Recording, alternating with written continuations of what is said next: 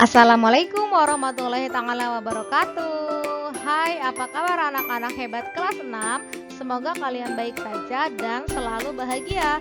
Berjumpa lagi dengan Ibu di tema 3, tokoh dan penemuan, subtema pertama, penemu yang mengubah dunia, dalam muatan pelajaran ilmu pengetahuan alam, yaitu tentang rangkaian listrik.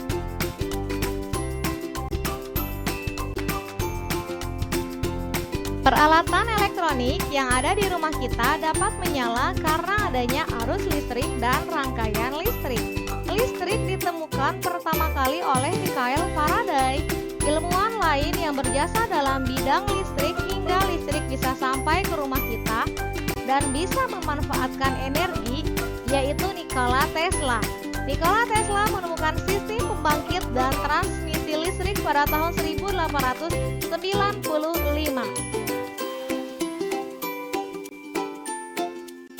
Sumber-sumber energi listrik antara lain yaitu yang pertama ada generator. Generator merupakan alat pembangkit tenaga listrik dan sumber energi listrik yang besar. Beberapa jenis pembangkit listrik berdasarkan tenaga penggeraknya yaitu sebagai berikut.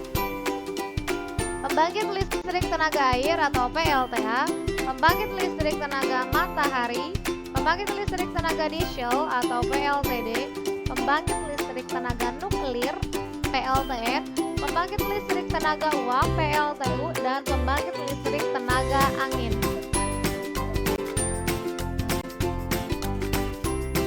Sumber energi listrik yang selanjutnya yaitu baterai. Baterai berisi zat-zat kimia yang menyimpan energi kimia yang dapat berubah menjadi energi listrik bila kutub positif dihubungkan dengan kutub negatif. Lalu aki akumulator. Pada aki terjadi perubahan energi kimia menjadi energi listrik. Selanjutnya yaitu dinamo sepeda. Dinamo dapat mengubah energi mekanik atau gerak menjadi energi listrik.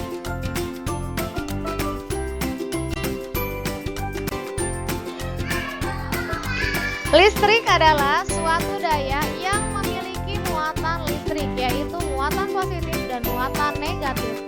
Arus listrik mengalir melalui suatu penghantar yang terhubung dalam suatu rangkaian. Rangkaian listrik adalah susunan alat-alat listrik yang dihubungkan dengan sumber listrik menjadi satu kesatuan sehingga menghasilkan arus listrik.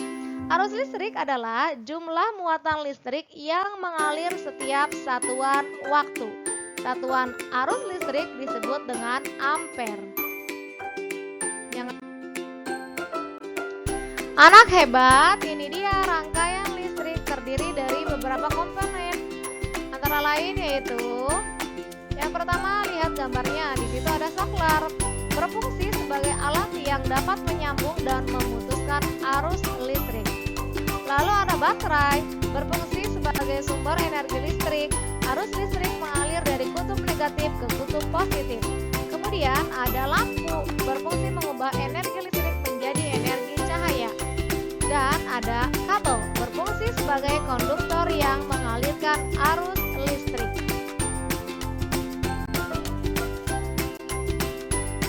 Jenis-jenis rangkaian listrik berdasarkan ada tidaknya aliran listrik terbagi menjadi dua, yaitu rangkaian listrik terbuka dan rangkaian listrik tertutup.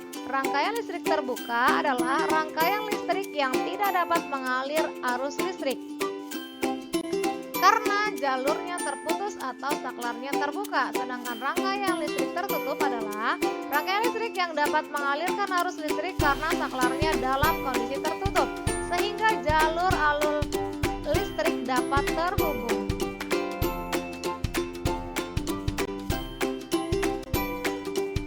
Anak hebat, rangkaian tertutup ternyata terbagi kembali menjadi dua, yaitu rangkaian seri dan rangkaian paralel.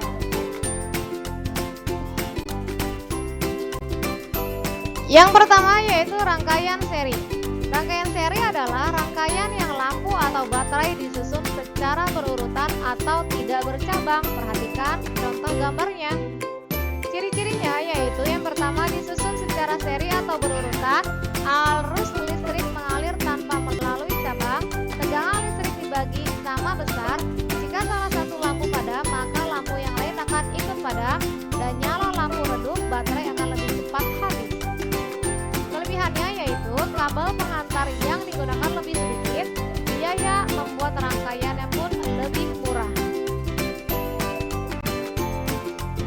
Kemudian yang kedua yaitu rangkaian paralel. Rangkaian paralel adalah rangkaian alat-alat listrik yang dihubungkan secara berjajar dengan satu atau beberapa cabang. Ciri-cirinya yaitu disusun secara bercabang, arus listrik mengalir melalui dua cabang atau lebih, tegangan pada masing-masing beban listrik sama dengan tegangan sumber listrik. Jika salah satu lampu padam, maka lampu yang lain akan tetap menyala. Nyala lampu terang, baterai bertahan lama. Kekurangannya yaitu membutuhkan kabel pengantar yang lebih banyak, serta biaya membuat rangkaiannya pun lebih mahal. Sekarang yaitu contoh pemanfaatan rangkaian seri dan rangkaian paralel pada kehidupan sehari-hari. Contoh penerapan rangkaian seri adalah lampu hias pohon Natal, lampu hias taman, senter, dan komponen di dalam setrika listrik. Contoh penerapan rangkaian paralel dalam kehidupan sehari-hari adalah lampu lalu lintas, saklar listrik, dan lampu di rumah.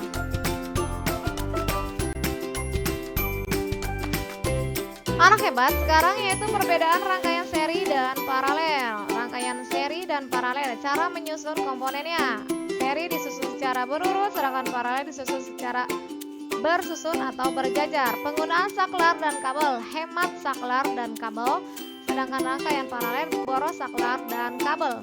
Kontinuitas komponen listriknya, pada rangkaian seri padam satu maka padam semua, sedangkan pada rangkaian paralel padam satu maka yang lain tetap menyala.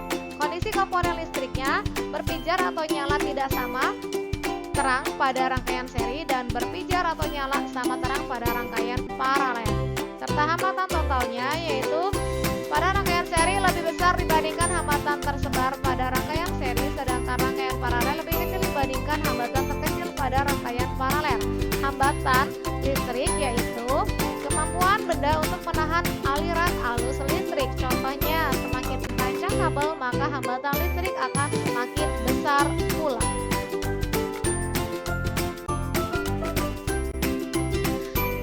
Anak hebat, sekarang kalian kerjakan latihan soal-soal berikut ini setelah kalian menyimak materi-materi yang telah diberikan.